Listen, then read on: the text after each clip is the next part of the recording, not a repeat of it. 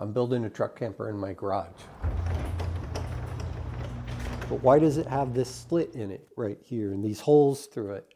Why did I use 2-inch boards instead of a solid piece?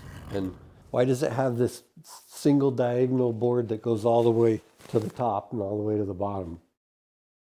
And why does this part up here look like this? This whole thing is made from cedar fence pickets. No plywood, no nails, no screws, all just glue and fence pickets. Cedar fence pickets.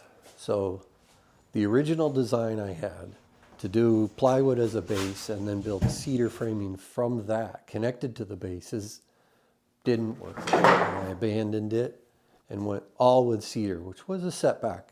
But then I had to figure out how to make it supportive, and the plan is gluing boards together to make composite boards any shape I want. Like a sandwich, I have long diagonal boards that go from the base all the way up to the edge. You know, I started with zero experience in woodworking. What are the names of the tools? What do they do? Which ones do I need? Then which ones should I buy? Then how do I use those to get what I want? I expect the camper to be cold and wet and dry and hot and back and forth. I have a wood stove to dry it out. I live in the Pacific Northwest, which will dampen everything.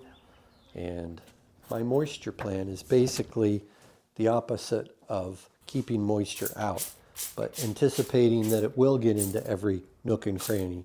So designing it so that every nook and cranny is open to moisture, open to the air. Wool insulation and the all cedar construction will give me protection from moisture and pests. The easier it is for moist air to get into a space, it's also easier for dry air to evaporate that moisture.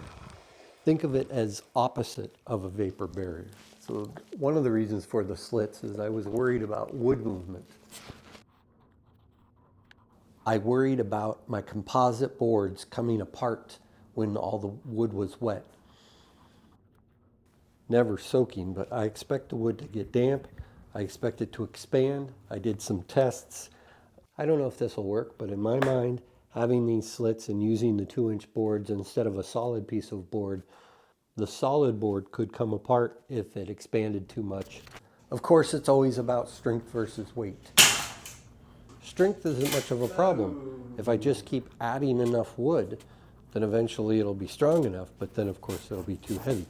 I have to constantly try to take into consideration the weight versus strength scenario. There were several moments during the assembly that the slits allowed me to put clamps in where I otherwise wouldn't have been able to fit them, and also use 1/2-inch squares and use other boards to put in there to push up against. Moisture and wood movement, heft and assembly. So for all those reasons and more that I made these with the holes in them, that's why I did it.